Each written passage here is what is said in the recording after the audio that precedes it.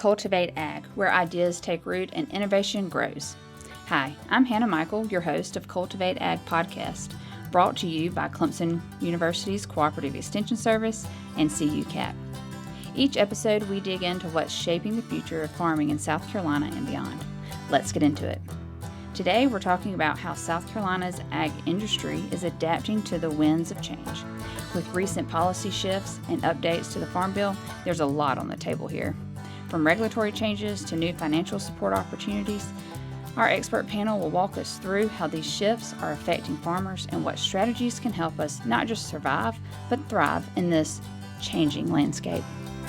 So agricultural policy is the first panel, first topic we wanted to address today. And we're in very interesting times in agriculture, particularly from a policy standpoint, both nationally and locally. There's a lot of uncertainty in the market and in the policy arena.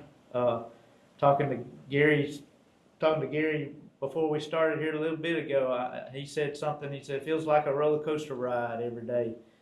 Which I thought that was an appropriate analogy, especially from a policy perspective, and we're looking at the changes and uncertainty out there. So this morning, of course, we hear it from our farmers and from the agribusinesses and lenders and all, just a lot of questions and policy.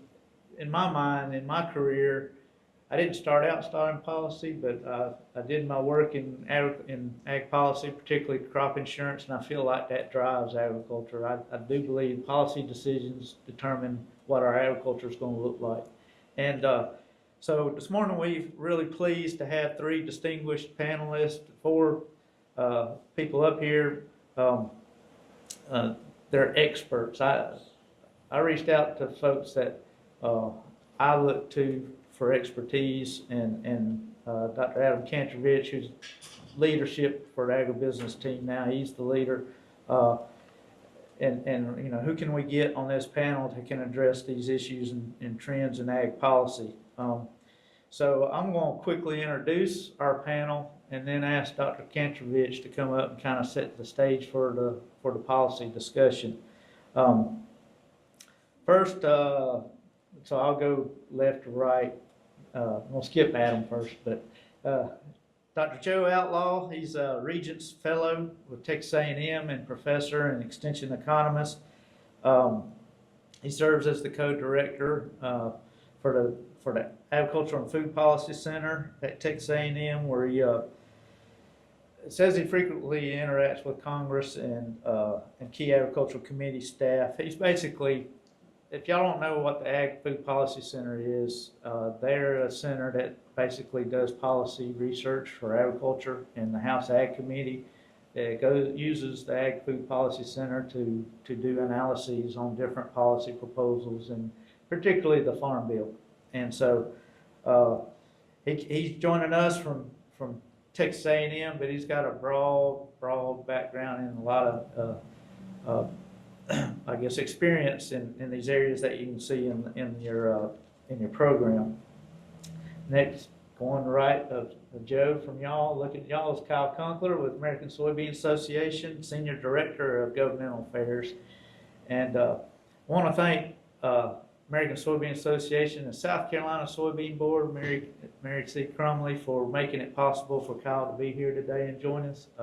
Kyle was here in December talking to the farmers, and I knew some of the regulation issues, but what he shared really hit home with me as to some of the risk and issues out there that we're facing, particularly from the farmers and the industry standpoint. So Kyle, he oversees biotechnology, crop protection, and leads the Innovation Task Force and the Biotech Working Group policy initiatives. Prior to joining the American Soybean Association, he managed federal government affairs in food, ag, and energy and environmental policy with biotechnology innovation organization. And he's got experience working with legislative teams for Congressman Dan Newhouse and Congresswoman Kathy McMorris Rogers. He's a native of the state of Washington, Eastern Washington, and has a degree in political economy from College of Idaho. Then to the right of Kyle, we've got Michael Wallach. He's one of our local homegrown experts with Low Country Labor Association. He's the president and founder. He specializes in securing guest workers through H-2A, H-2B visa programs. Basically, a lot of farmers in our state use Michael and Low Country to get labor, H-2A labor, for the farms. And he founded his company in 2004, bringing workers in from Mexico, Central America with a 92% return rate. He's chairs the National Council of Agricultural Employers, works with Adam a lot now, and with that association. And he studied language and international trade at Clemson University. So that's our panel. Looking forward to hearing from them. But first, Dr. Adam Kantrovich with Clemson University. He's an extension specialist. He's the program team director for Extension Agribusiness team, and he's also the director for Clemson Tax Schools and manages that program. He's got over 25 years experience in academia and working in particularly in agriculture.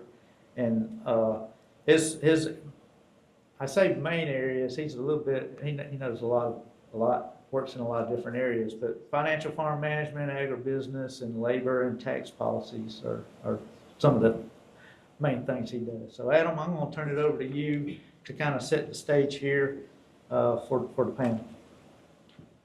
Good morning, everyone. Y'all seem dead to this morning. Let's try this one more time. Good morning, y'all. Good morning. All right, that sounds better. Now, I don't think I'm going to have to do too much with what Gary has already said. If you take a look at my image versus his image, with what he's wearing versus what I'm wearing, you will notice the same. He just had the same tie. I got the same shirt, the same coat.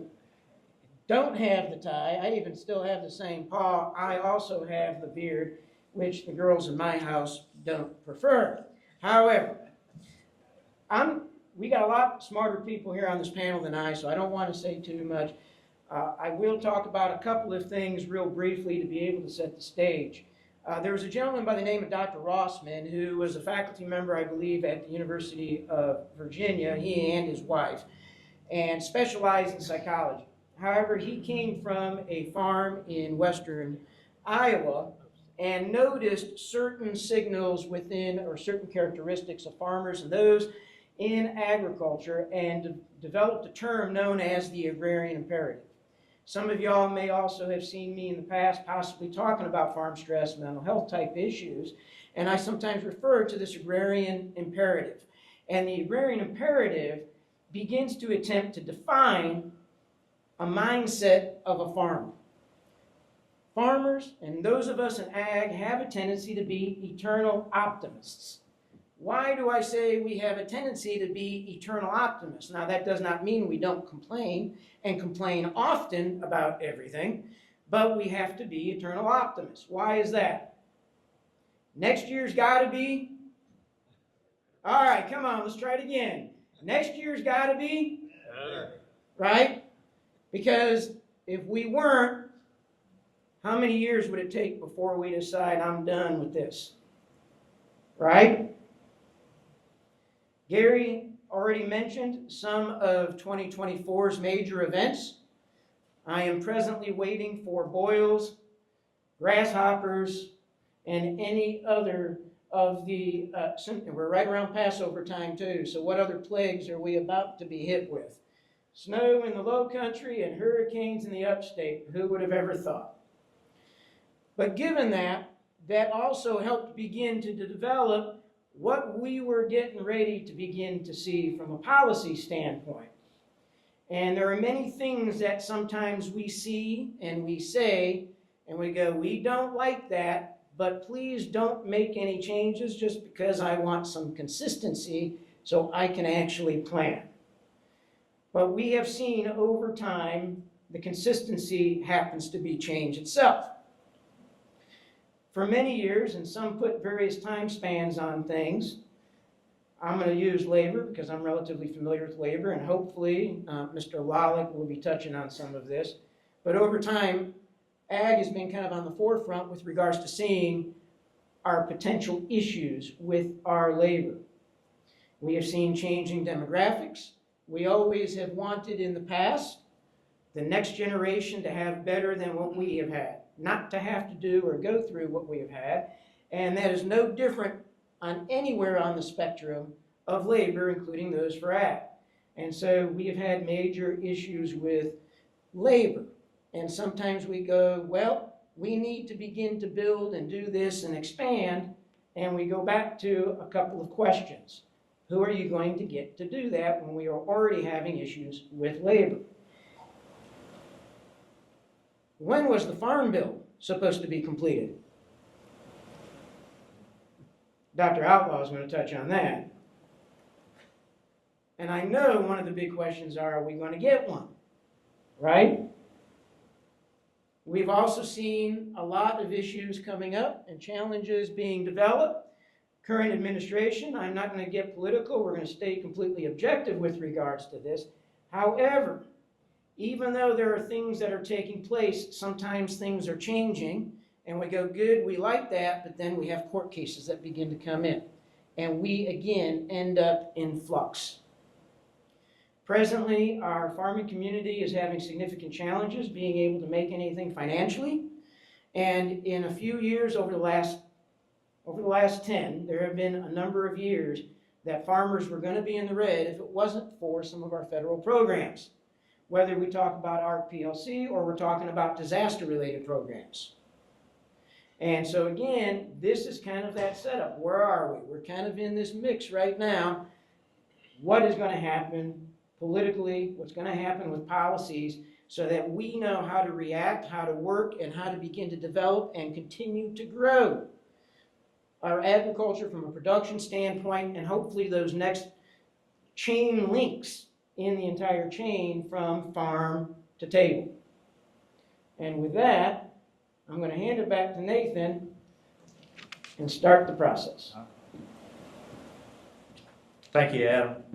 Appreciate that. And what we're going to do now is we're going to go to each panelist, and they're going to talk about 5 minutes on issues and trends that they see. And as y'all probably picked up, all right, we're looking at Farm Bill and ag policy, regulations and legal issues, and labor. Those are our 3 main topic areas. So, Joe, I'm going to start with you. You got the microphone. Y'all stay seated and just talk from up there. We're going to be informal in this environment. So, Joe, what's 2 or 3 things do you see in policy? Great, thanks, Nathan. Thanks for the opportunity to come back. Y'all have a great facility here.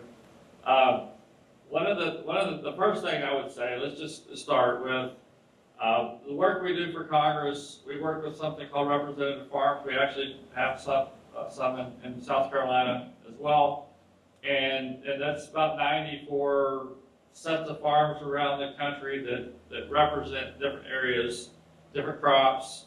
And the first thing is, I'll just say that of all the years we've been doing this, our center's been around 42 years, and this is the worst outlook we've ever had for the next 5 years.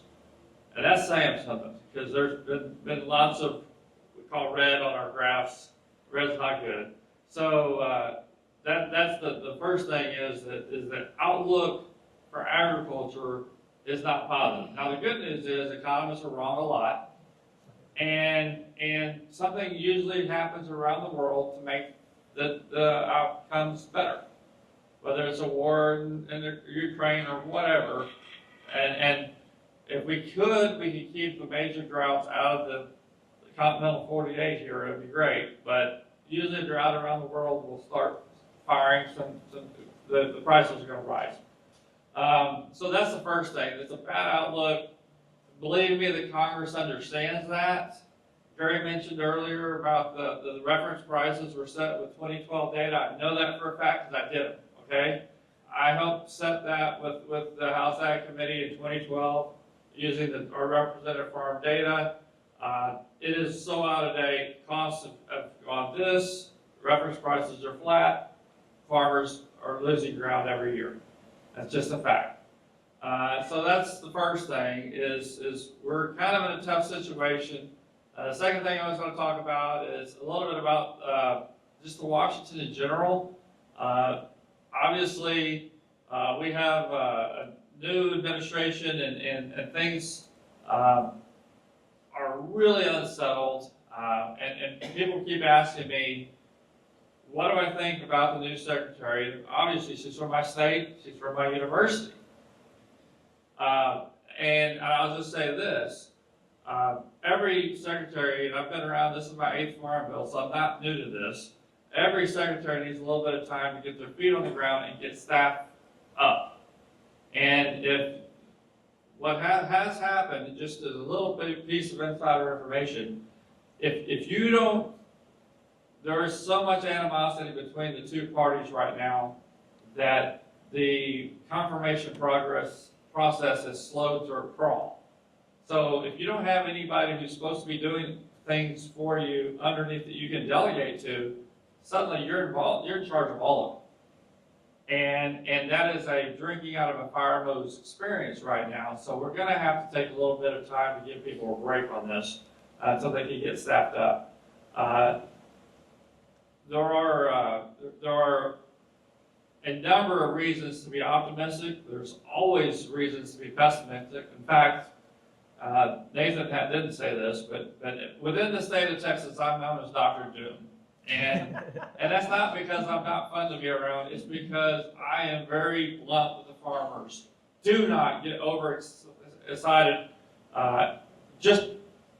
We're kind of in the middle of a trade war. Actually, the early part of a trade war. Do not get too disheartened by that, but also don't expect the money to come just because it came last time. I know the promise has been made, but there's been a lot of promises out of Washington, D.C., out of my career that have been not broken, but adjusted so that it seemed like they didn't break them. That's the number 2 thing, is administration, a lot of turmoil there. That last thing is we're all very happy with the ECAP, the Economic Assistance, $10 billion that was included in the CR from in December of last year. That CR, basically extended the farm bill throughout the rest of this year to October 1st. And to Adam and I were at breakfast this morning, he was really negative, believe me. And I have been saying for the last 3 years, and this is from somebody who's been working on this farm bill for the last 4 years. We have been doing what-if analysis for our House and Senate Ag committees for 4 years. If anybody's sick of doing this, it is honestly our group. And for the up until this year, I said, no farm bill. There's no way we're going to get a farm bill. And I had House Ag Committee chairman mad at me. I had all kinds of people mad at me because I would get up in public and say we're not going to get a farm bill. And the reason why is because they hadn't done all the work that usually is required. If you've been around this process a long time, you know that they have to do certain things to get done. You know when they finally finished that for this farm bill? In November of last year. All the work is done now. So now it's all politics and money. And the question is, I have started saying we're going to get it this year. And to Adam's credit, he called me on it. I said, Adam, it looks terrible, doesn't it? It looks like it's not going to happen. Well, that's when it happens. So, and then I asked him another question, which is the most important thing. If you learn anything from me today, it's this. I think the Farm Bill gets done in a piece this year in some other legislation. I don't think we get a standalone Farm Bill. So if you've got the Farm Bureau, South Carolina has a special provision stuck in a Farm Bill that they've got somebody to put in there, that bill probably will never pass. Not for a while. What's probably going to happen is, and why do I know this stuff? Well, the chief economists, both the House and Senate Ag committees, are my former graduate students. I kind of know a few things. And I know what they're working on trying to get done. Doesn't mean that they're in the position to do it, but I know what they're working on for their bosses. And they're trying to get some of the Farm Bill provisions, higher reference prices, and a few other things ready so that any kind of package that moves through Congress this year can be attached. They can attach it and move on. Why? Because farmers need certainty. Adam is right. Farmers need certainty more than a lot of things. So the last thing is disaster assistance. I really can't say a lot about the 10 billion people are signing up. You know, we're going to get paid within a week. Direct deposit. That's great. The 20 billion for physical loss. Everyone keeps asking when that's going to happen. My insider information tells me, I've been saying this from a long time ago, that I thought it was going to be the summer. And what I found out last night is that the people working on ECAP and the physical loss, they were working at the same time. So they're done and they're working on it. You're not going to see USDA in this world. They actually beat a deadline. The new secretary beat her deadline by 2 days. That doesn't happen in Washington. It's usually a week late with excuses. So they beat the deadline in 2 days. So they're not going to announce that we're going to be out in 30 days, when I do think it's coming sooner than I thought. The physical loss, I think, is going to come sooner than I thought. But I still would feel very comfortable telling anybody with a gun to my head that it's the first of summer. We can decide when summer is. But anyway, those are the things that I'm working on and thinking about, and happy to take questions later. All right, Kyle, you're working in the areas of crop protection and biotechnology and innovation technology. The farmers rely heavily on technology. What are the issues and trends you're seeing there? Thanks, Nathan, and thanks for the invitation to join today. For the sponsors, this is a great event, and just appreciate the invitation to join you all this morning. We're normally in the space of pesticides and agricultural inputs. This is an area where we have historically faced a lot of headwinds. I was cautiously optimistic and somewhat hopeful that going into this new administration, we may catch a break on a few things. And what's really interesting is we're seeing some curveballs, but not the ones that I would have necessarily anticipated if you would have talked to me 3-4 months ago about this. But in short, I don't think some of the challenges that we're facing are necessarily insurmountable either. I think we just have to get creative. So I'm going to talk to you all about 3 major sort of buckets that I'm seeing that are areas of concern. First of all, one is staffing at agencies. The second would be whatever we're going to make of this, Make America Healthy Again, related effort. And then the third, there's a few sub areas, how those, that I think might be impacted on issues like Endangered Species Act and biotechnology policy that we're digging into a little bit more. So staffing is a big sort of 600-pound gorilla in the room right now, and let me translate that into how that affects like pesticide access. So EPA's pesticide program has for years now been significantly understaffed. They have in law deadlines that they have to register new pesticides and new uses by. They call them PREA deadlines. And 10 years ago, they did a pretty good job of meeting those. The United States would always be first or second to get a new product. And in recent years, though, because of staffing reductions, because of new legal responsibilities and additional work, lawsuits, they've had to really struggle to meet those deadlines. Right now, they miss over 70% of those legal deadlines, and we joke the only reason that they haven't missed the other 30% is the deadline hasn't hit yet. So they just have a really hard time, hitting those deadlines. And EPA, since January, their pesticide program, they went from about 550 staffers.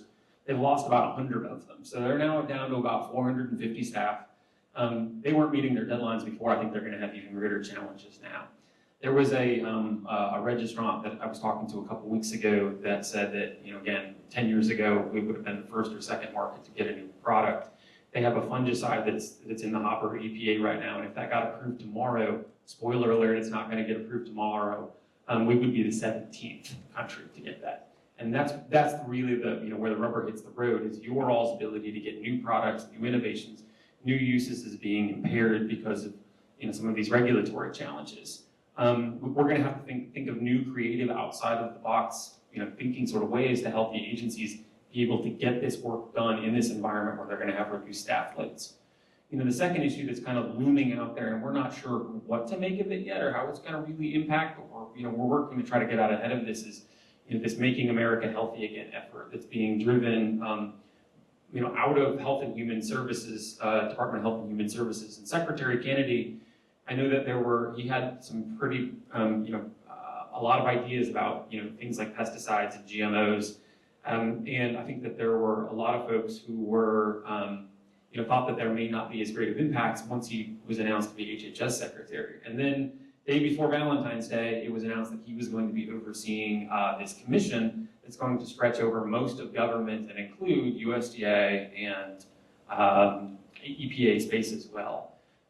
Many of the organizations that are in this room today, that are sponsoring today, partnered with us, American Soybean Association, on sending a letter to the administration just recently, sharing that there has been a lot of concern about some of the rhetoric about whether these tools are necessary or not, and just how food and agriculture will be impacted if we don't have access to them. Strongly encouraging that as the commission does its work, we really have to use good, sound science and respect the fact that there's processes in place that the agencies use to determine what is a good appropriate study and what is not an appropriate study. And we've got to make sure that those guidelines remain in place as the agency's doing its work on things like pesticides and biotechnology.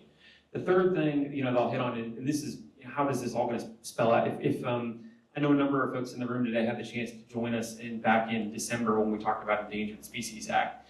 We don't have all the time to go into that as I would like to today, but the short of it is this: there was a law passed in it's been over 50 years old, 1973, the Endangered Species Act, and the goal of it is very good. It's meant that there is a species that may be at risk of extinction, ensuring that there aren't going to be any sort of federal activities that could endanger the population of that species. It's one thing if you're trying to figure out, well, I'm going to build a bridge over this creek and there's an endangered turtle. How might that impact, this bridge might impact that species. It's another thing entirely if you're registering a pesticide that's registered across dozens of crops used on hundreds of millions of acres, potentially intersecting with all 1,700 listed species. And EPA doesn't have to consider that just once, they have to consider that for every pesticide on the market. So we're talking 900 times for every product that's currently on the market and every new active ingredient. Now let's go back to the conversation I just had about those staffing workloads. In this environment where they have even less staff to do the work, do you think they're going to be able to do all of that work? And the environmental groups and courts have pretty clearly laid it out that if we don't figure out a way to help EPA to do those types of evaluations, they're going to keep suing and we're going to continue to keep losing products to court vacatures. There's some really good, elegant solutions, I think, that are going to help EPA meet their responsibilities here. We need to help the agency to implement some of those in a way that's going to make sure that these solutions are workable for agriculture. Last quick note I'll hit on, then we can talk more in Q&A, is just biotechnology.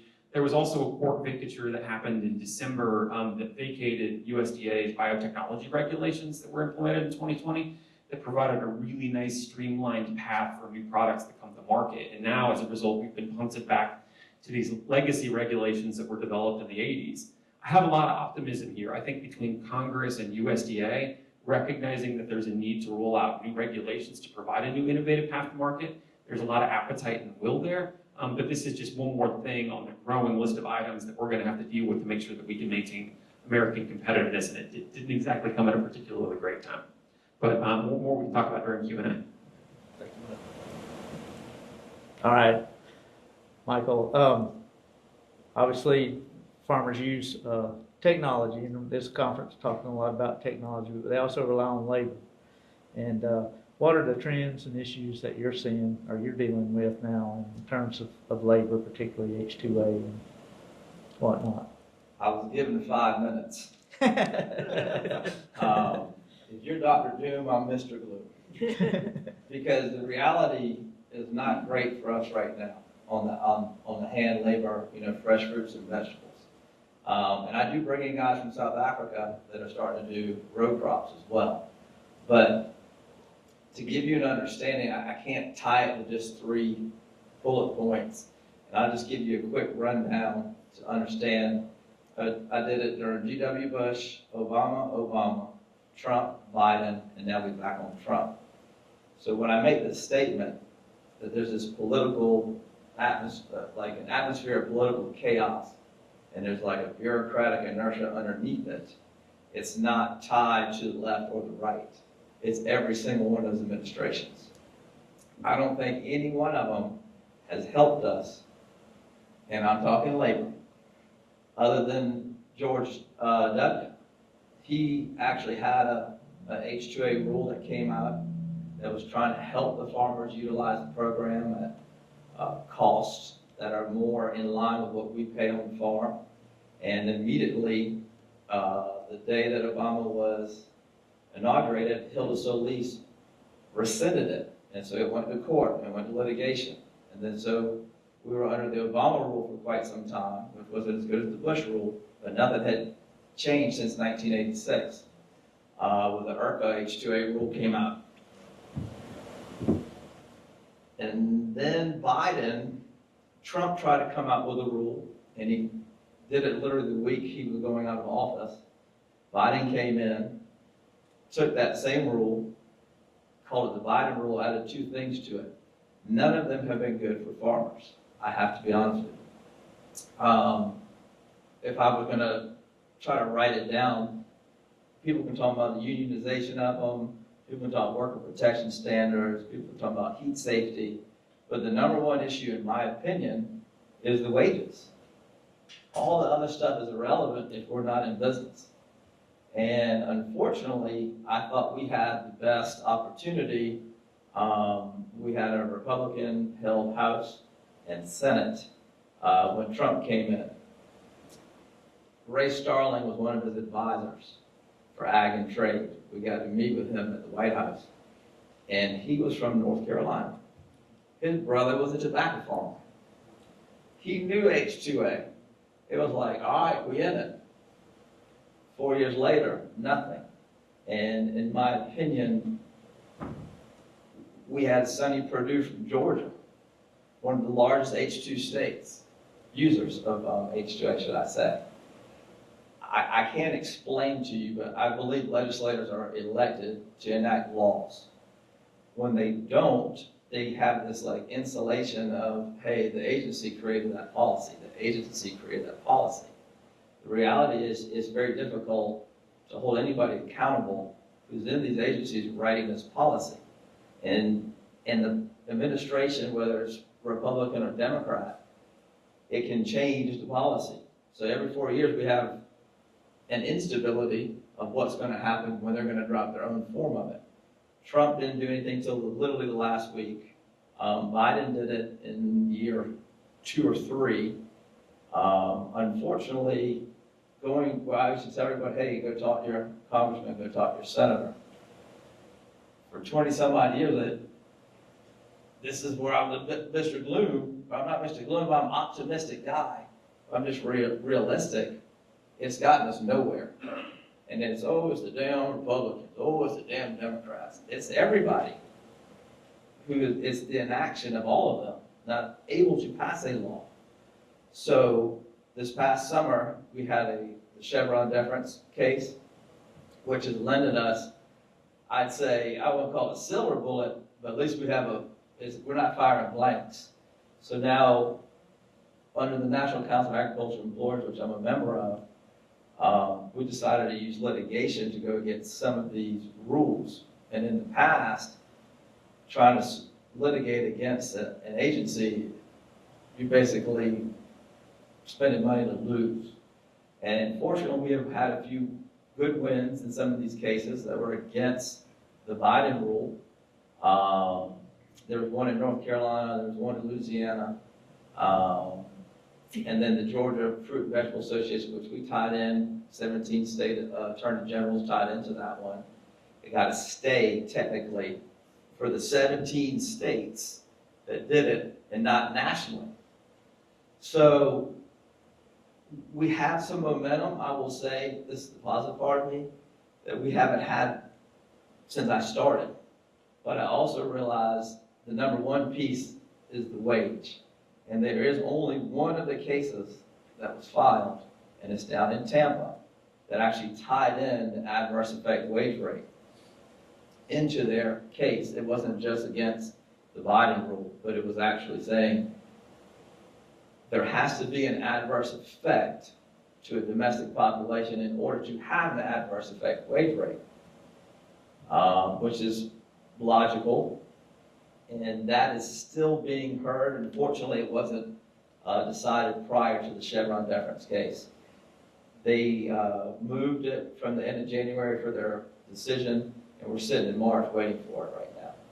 So to me, on the labor side of things, in order for us to continue to grow fruits and vegetables and commodities in our country, we have to have a legal, reliable, stable workforce, which as of the moment has been very difficult for any of you that are in it, you understand. And with the current administration, there's been brought out more uncertainty and fear amongst a lot of the community that's typically associated with hand labor.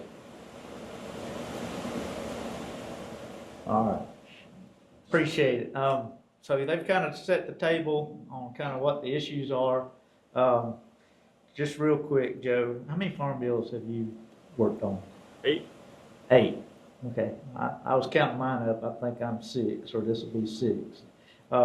So you legitimately think that we could get a farm bill this year? Yeah, I think if we get a farm bill, a true farm bill that works normal, it'd be by the end of the year. Not before September 30th, but by the end of the year.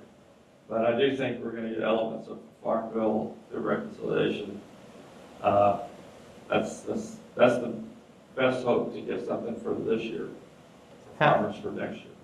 How is it going to be funded in terms of how it's being scored? If we're going to get, if it looks like the House, which has higher reference prices, loan rates, an increase in the payment limitation, potentially base addition or update for new base, those types of things. Yeah, I think honestly, what people don't think about is the previous Senate bill was from Democratic leadership. They had different priorities.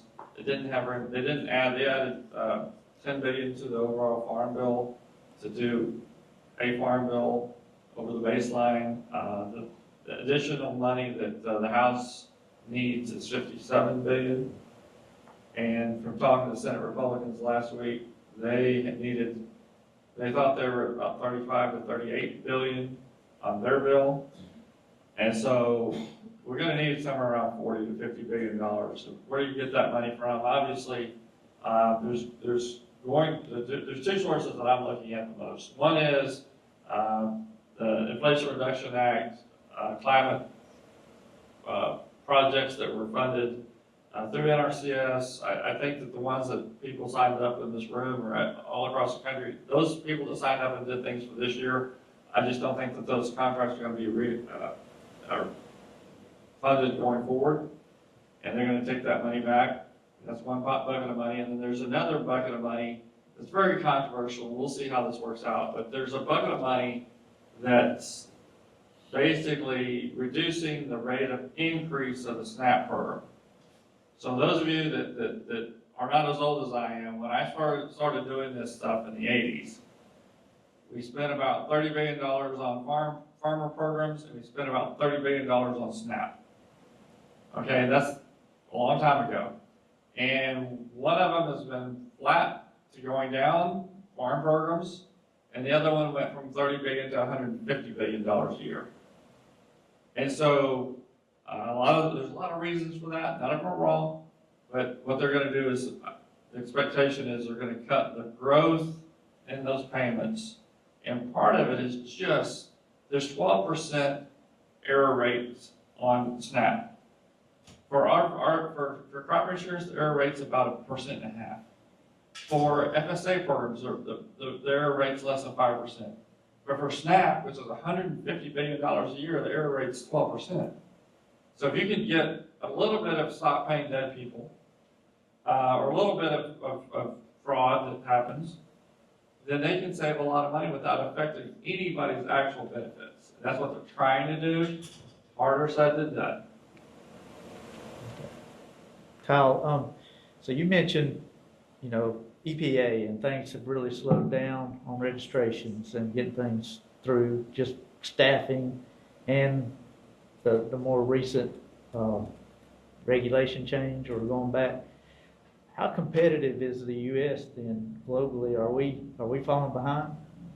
Increasingly, yes, quite a bit. And I mean, as I mentioned, I mean, we're no longer, we're not even the first top 10 expected to get products. I mean, I think a disturbing trend that we're seeing is some of the companies that would normally submit product applications are actually slowing the rate at which they are filing new applications because it's a black hole. They're sending them in and they don't know when they're going to come out the back end.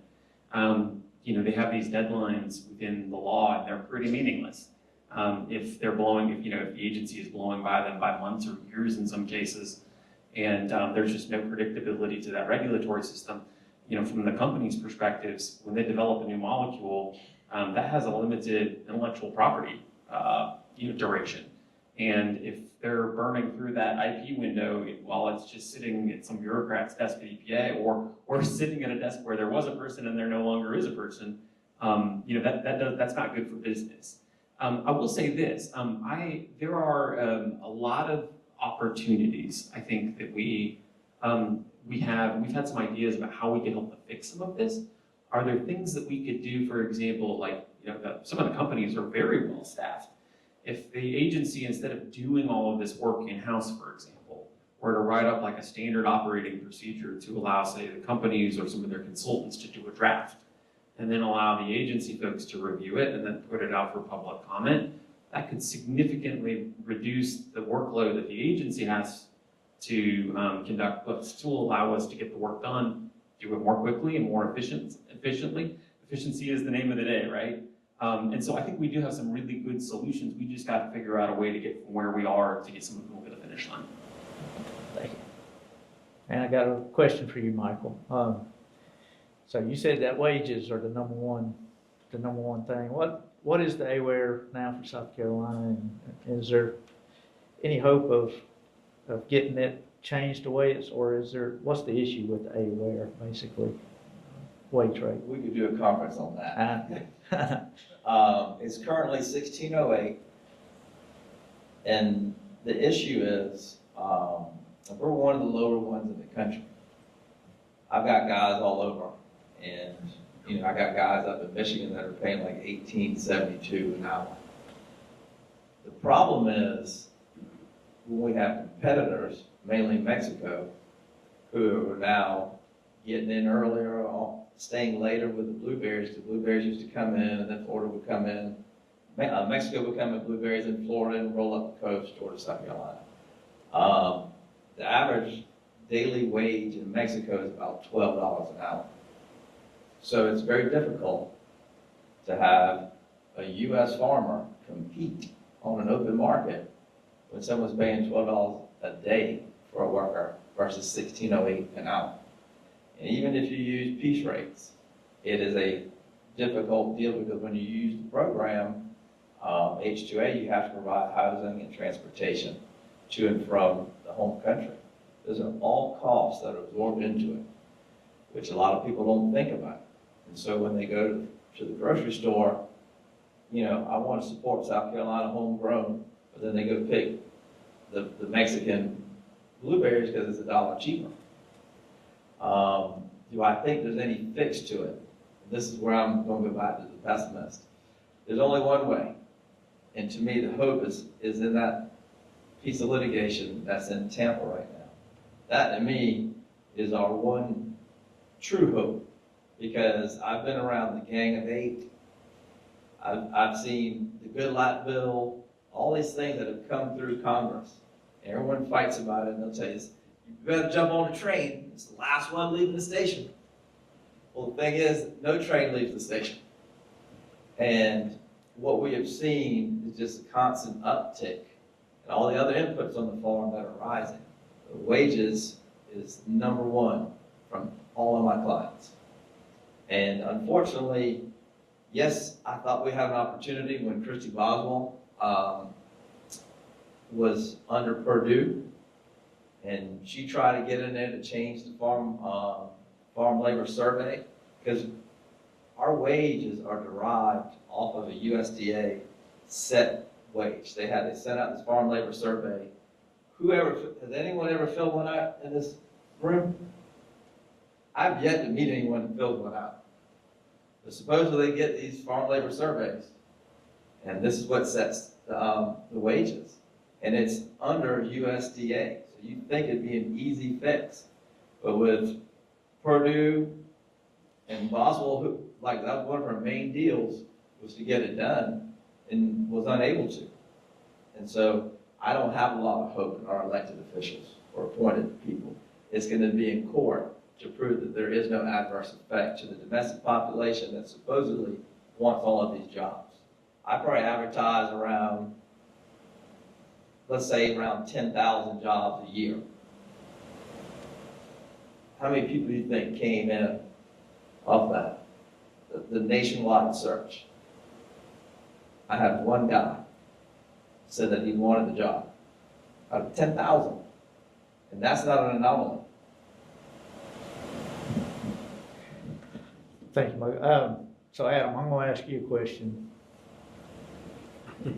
He's not prepared for this, but he'll have an answer. So Joe mentioned the Budget Reconciliation Act, and I think maybe tax cuts is a big priority in this administration. What are your thoughts on the budget, the formal tax cuts that are set to expire?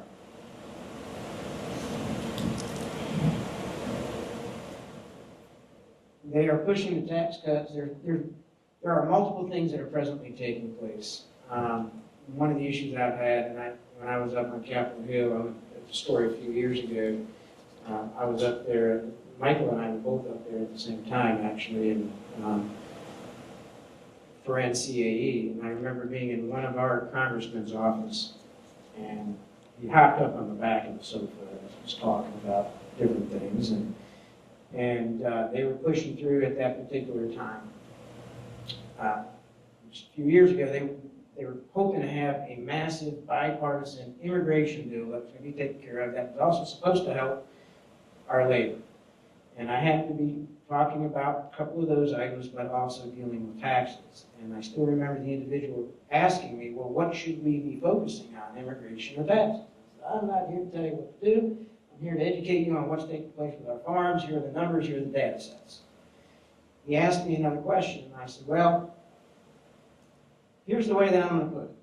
I said, we've been hearing for a long time from both parties that y'all are going to fix the immigration issue, you're going to fix the labor issue, and nothing ever happens. However, you all are constantly utilizing making changes to tax law when it suits you for your political party at any point in time, which creates also issues for our farms because we have a lack of consistency on how we have to plan and manage what we do. That being said, we had Tax Cuts and Jobs Act that was signed in 2017. That was the first major tax overhaul bill that we saw since the Reagan administration. That doesn't mean there weren't changes along the ways. Every year we have something that takes place with regards to taxes. The big push on that was lowering the corporate tax rate, which was brought down to 21%. They threw a bone to most of us individually. With regards to individual tax rates, that also created some issues for us, especially some of our smaller timber guys. They just used miscellaneous deduction. That went away for 5 or 6 years. Changes to state tax laws, gift tax laws, and all those good things. However, to be able to pay for lowering the corporate tax rate, there is a sunset on many of the things that we are all enjoyed. That goes away and goes back to what it was pre-2018. To be able to pay this because it added debt to our budget. Okay? Presently, what is being discussed, and it changes so often, I've kind of stopped. I was sitting there running scenarios all the time. What's it going to mean? What's it going to mean? And I stopped because I can't change that fast. That being said, they want to reduce the corporate tax rate to 15%. okay? When you reduce the tax rate to 15%, we're losing revenue. When we're losing revenue, we can't pay for a lot of these other things going on, like what's happening in the EPA, the IRS, National Park Service, Social Security, Medicare, Medicaid, Defense, et cetera, okay? Now, on top of this, they want to be able to maintain all those things that they got rid of, okay, that is supposed to sunset.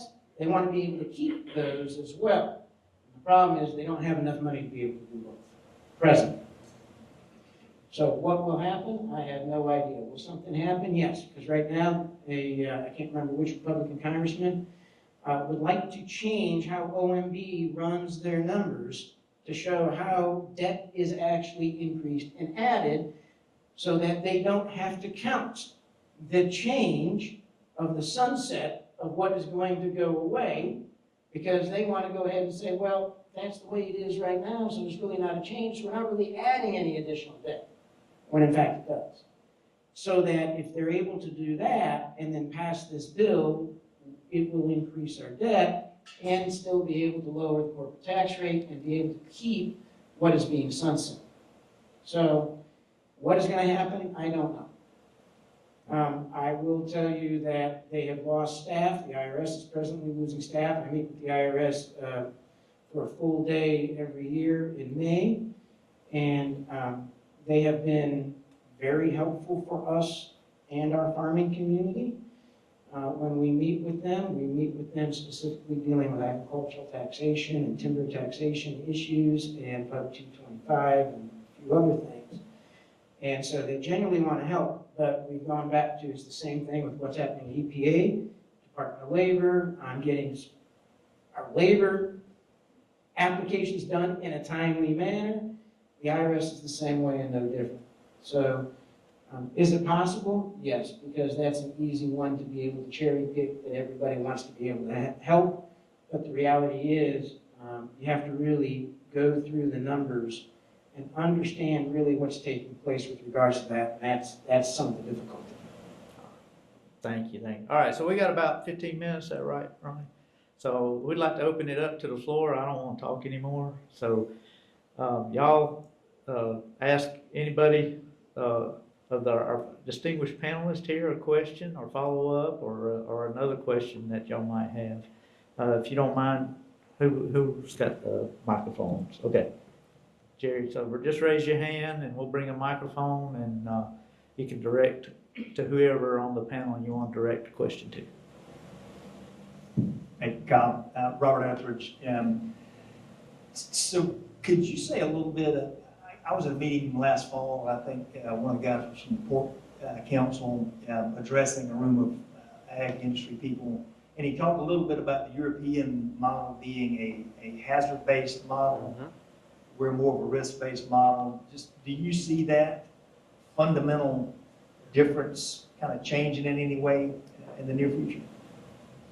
Yeah, it's a fantastic question. And honestly, this is one of the things that I'm probably most concerned about regarding a lot of these conversations about making America healthy again. I mean, if there is a way that they can fundamentally move our regulatory approaches more towards a hazard base, that would be very problematic.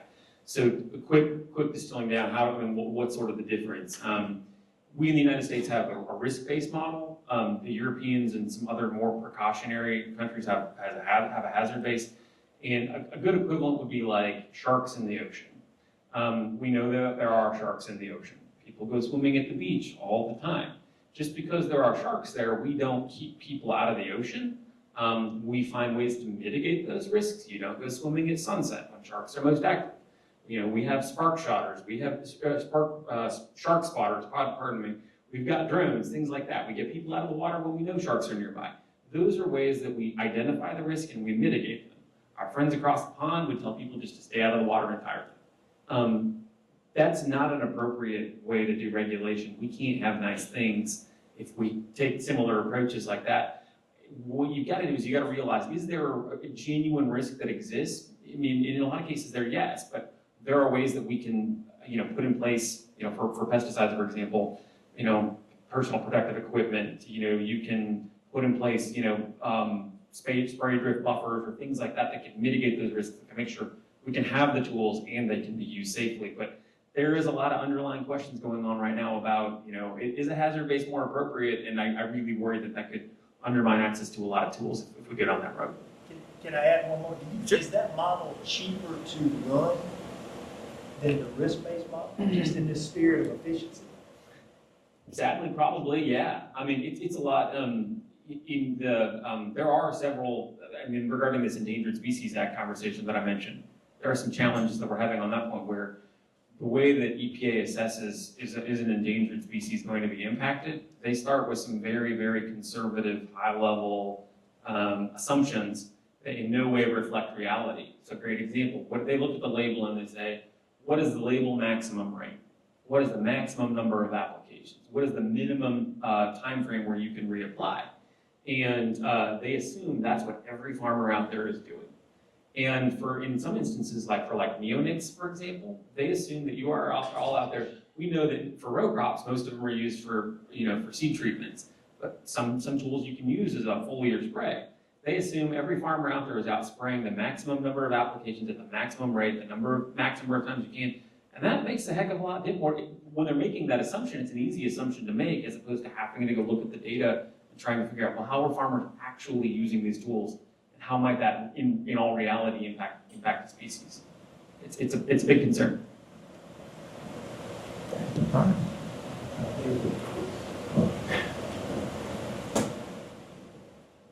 Dave Lemie from Clemson University. I have a question about, I guess it's on the labor supply side. And one of you mentioned that there's fear in the environment around with the H-2A workers and perhaps other migrant labor workers. And given where we are with trajectory of immigration policy and everything, it's understandable that might be there. But I'm wondering if you might be able to expound upon some effective strategies for producers, for support organizations like Farm Bureau, Extension, and others that we might be able to engage in to help change those dynamics and perhaps reduce the fear if that's at all possible.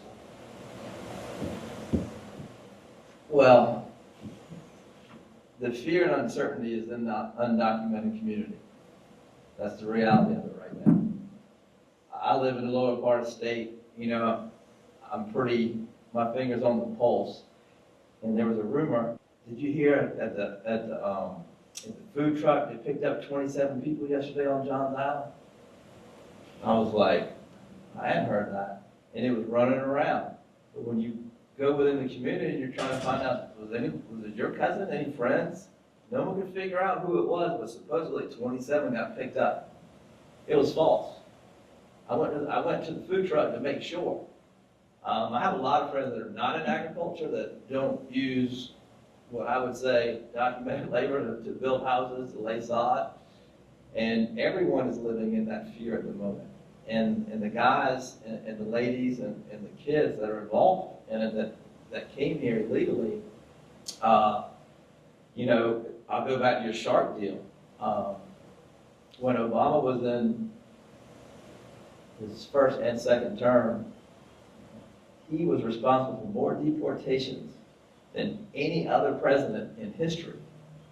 No one was screaming shark. Trump comes in and he's screaming shark before the shark got there. So everyone's running from the beach. You know, that's kind of how I see it. You know, I have some growers who have key individuals on the farm that have been there for 20 some odd years. And they're not documented. They're not going to pass an iodine test or E-Verify. They're like, what are we going to do? And I said, here's the reality. We've been stuck on 11 million undocumented workers since 2006. How it's still 11 million, I have no idea. But let's just say it's 11 million. There's no way, if he took every resource and spent every single day trying to round up 11 million people, he wouldn't get it done in 4 years. So to me, it's kind of like a lottery. You just hope that your number's not getting pulled. And this is just anecdotal, where I see it was New York, it was Chicago, it was San Francisco. It's going to these sanctuary cities, Denver, Colorado. So I think those may be the primary targets of this, and let's put everything on Instagram, and someone sent me a Customs Border Patrol Instagram the other day with like this music that we're coming to get you. And there's I watched the news in the morning, and the Department of Homeland Security, I can't remember her name right now.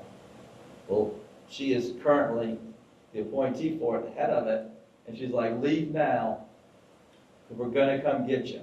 If you leave now, you'll be able to come back. If you don't leave, you'll never come back.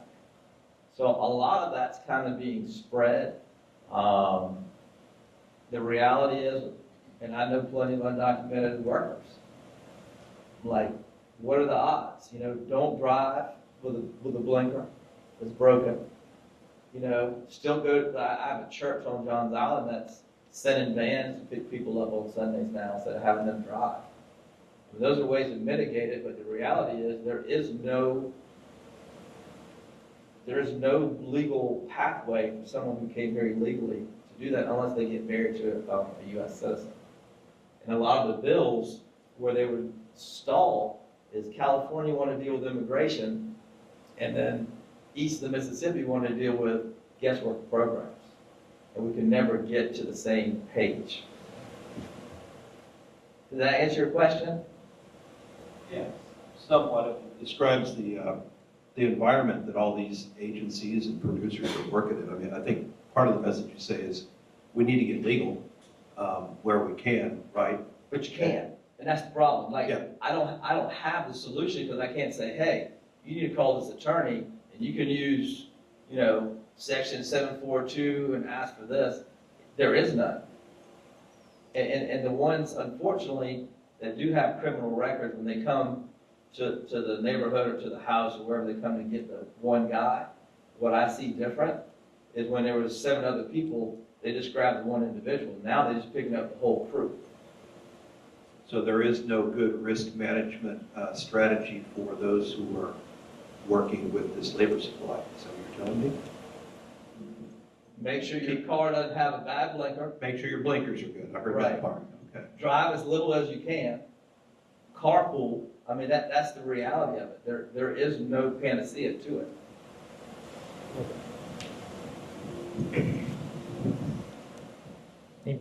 The plain and simple fact right now, last time we had a major immigration change or bill along these lines was, again, back in the Reagan administration, when there was a part of that allowed the undocumented to be able to remain if they met certain criteria, okay? And as Michael said, that's been one of the hangups that there has been. Western growers have been, have had a very different view on how to handle the ag labor situation as a part of a larger immigration discussion than those on the east side of the country. The plain and simple fact is right now, and I quasi-joke about it, that I've never met a farmer that hires anybody that is illegal. They're always provided, especially my larger commercial growers, some documentation, and they are not allowed to try to examine and tell whether or not this is real or not, or belongs to you, okay? And so there is no way for those individuals to become legal without leaving the country and running through the process. And this is what creates some of those particular issues. These are individuals that don't typically have the time due to the security of where they are coming from, nor do they have the money to maneuver through our legal process. That's why they're coming here illegally in the first place. Let me see that real quick. All right, real quick, and then we got time for one more question. All right. He just brought something up. As an employer, you have to fill out the I-9. List A, list B, list C.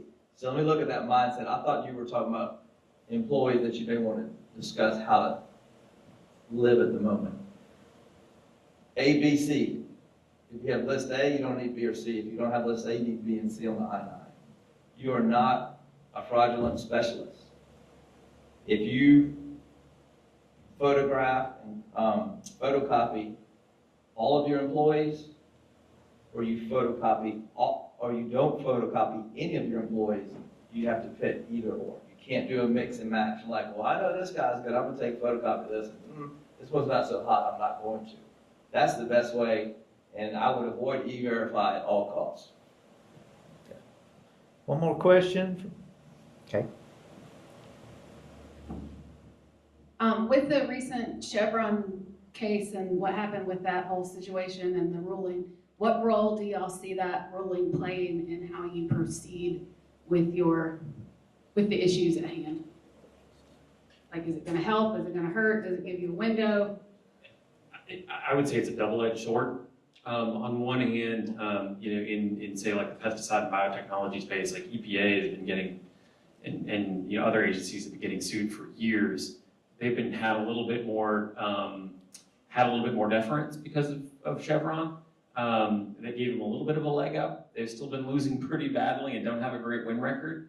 Probably in those types of cases, it makes it a little bit more challenging. But on the flip side, I mean, if we're seeing policies coming out of the administration that are egregious, that are going to harm agriculture, that aren't based in good data, good science, like they're not doing their work, that also gives us an opportunity to potentially, on the flip side, challenge those and have more of an opportunity for success. All right. I think we're out of time, but I want to thank our panelists, and let's thank them for the great job they did and the information. Thank y'all again for doing this. I wish we had more time, but a couple of them will be around the rest of the day. I know Joe's got to scoot because he's got a Thanks for listening to Cultivate Ag. Policy may shape the road, but how will you drive your farm forward on it? Stay sharp, stay rooted, and until next time, keep cultivating what matters.